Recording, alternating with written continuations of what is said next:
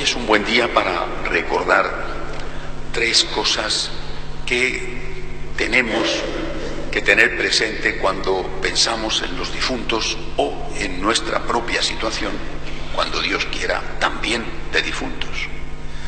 La primera es que hay vida eterna. Hay vida eterna. No dudéis de esto. No se trata de un sueño, de un ideal, de un engaño para tragarnos la píldora amarga de la muerte. Los hombres han soñado siempre con que había algo más, han intuido que había algo más, pero desde el momento en que Cristo resucita, desde el momento en que hay pruebas históricas reales de que Él realmente ha resucitado, ya no hay dudas, hay vida eterna. Nuestros difuntos están vivos.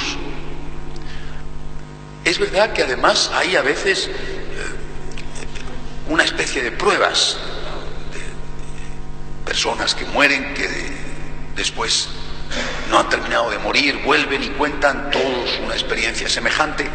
Bueno, está bien, pero sobre todo, Cristo ha resucitado. Por tanto, ninguna duda sobre este punto. Hay vida eterna. Y cuando digo eterna, digo eterna. Toda la eternidad. Los que han muerto siguen vivos. Nos vamos a reunir con ellos. Y nosotros un día también cruzaremos esa puerta y los que quedan se reunirán un día con nosotros.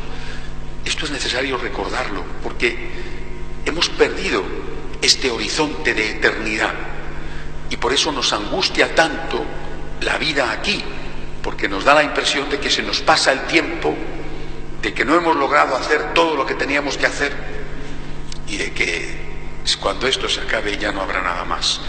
Esto no es cierto, no es una cuestión meramente de fe, es una cuestión de historia. Cristo ha resucitado, ninguna duda al respecto. Segunda cosa, hay vida eterna para todos, pero no para todos igual. Para todos hay vida eterna, pero para unos será de premio y para otros de castigo. Dios es la infinita misericordia, pero no es el infinito tonto. Y algunos confunden fácilmente ambas cosas. Misericordia sí, tontería no. Misericordia que le lleva a este Dios buenísimo a esperar hasta el último instante de nuestra vida para ver si estamos arrepentidos de nuestros pecados, sí.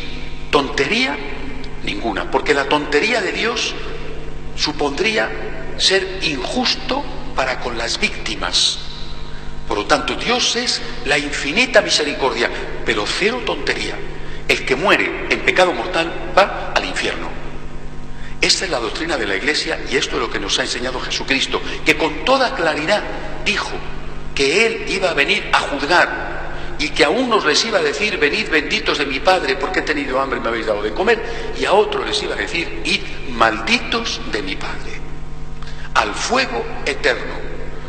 Y repito, esto también hay que aclararlo, no es ninguna novedad, es la doctrina de siempre de la Iglesia, pero como no se habla de esto, pues al final uno termina por pensar que después habrá café para todos, y no habrá café para todos.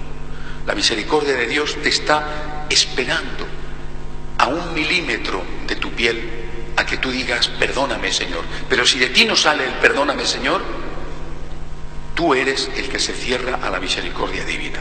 Y ese perdóname Señor no vale cualquiera, vale el que se hace con dolor de corazón, no solo por miedo al infierno, sino por dolor de haber ofendido a alguien tan bueno como es Dios. Además, yo no sé qué experiencia habéis tenido de proximidad a la muerte. Yo he tenido algunas. Los sacerdotes con frecuencia estamos al lado de personas que mueren. Lo más normal es que en el momento de la muerte no mueras pensando en pedir perdón a Dios. Se muere como se vive. Lo más normal, no digo que no haya excepciones, lo normal es que en el momento de la muerte lo que tengas es una angustia enorme, o que estés ya con la cabeza en otro sitio. no solamente en casos extremos, un accidente de avión, de tráfico, o un problema de corazón. Seguramente todos hemos visto a personas morir. Y lo último que piensas es en reconciliarte con Dios. Repito, hay excepciones. Dejemos la misericordia de Dios que actúe, que es el que conoce. Pero por si acaso, no nos juguemos la eternidad diciendo, no pasa nada, no necesito confesarme. O en el momento de la muerte ya me arrepentiré. Porque a lo mejor en el momento de la muerte no piensas ni en Dios, ni en el arrepentimiento, ni en nada. Si no has vivido pensando en Dios, es muy difícil que pienses en Dios en ese último momento. No digo que sea imposible, digo que es difícil. Así que estemos preparados, siempre. La Iglesia nos ha enseñado esto, nos lo ha enseñado desde niños. Estate en gracia.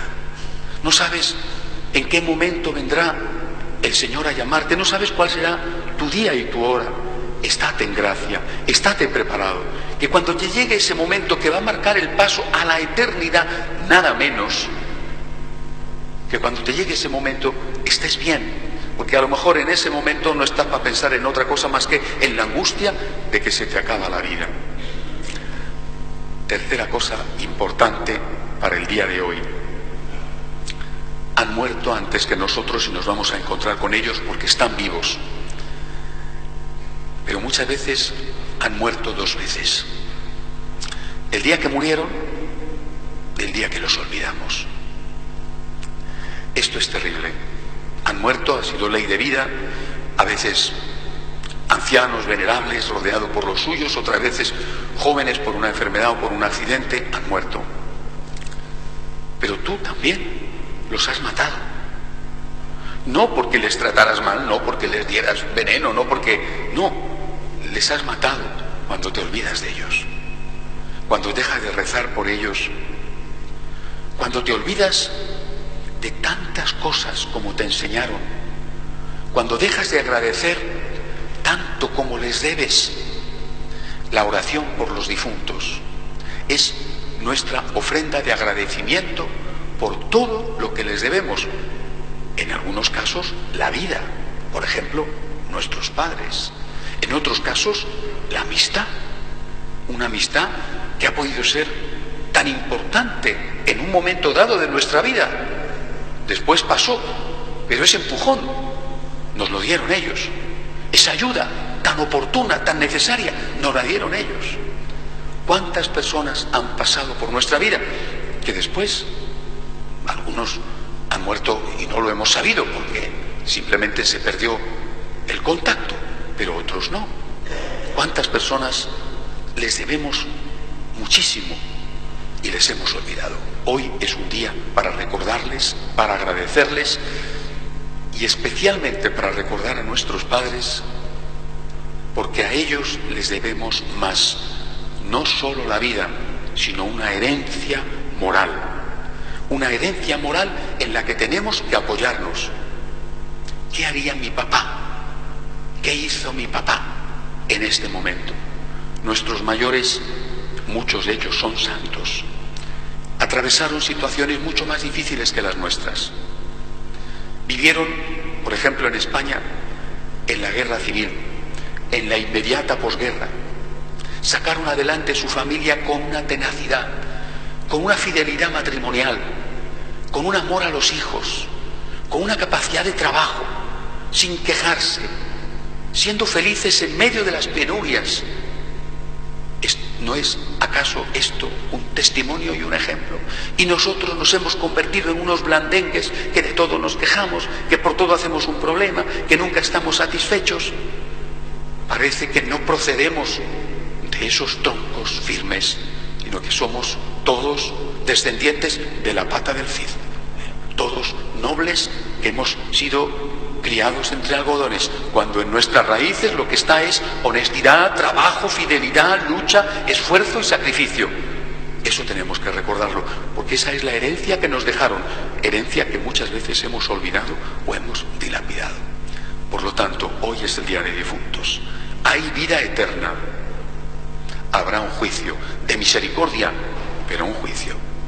Y tenemos tenemos a alguien que nos ha precedido en la fe, que nos ha precedido en la vida o en la amistad, por los cuales tenemos que rezar, a los cuales tenemos que invocar para que nos ayuden, y también tenemos que recordar el ejemplo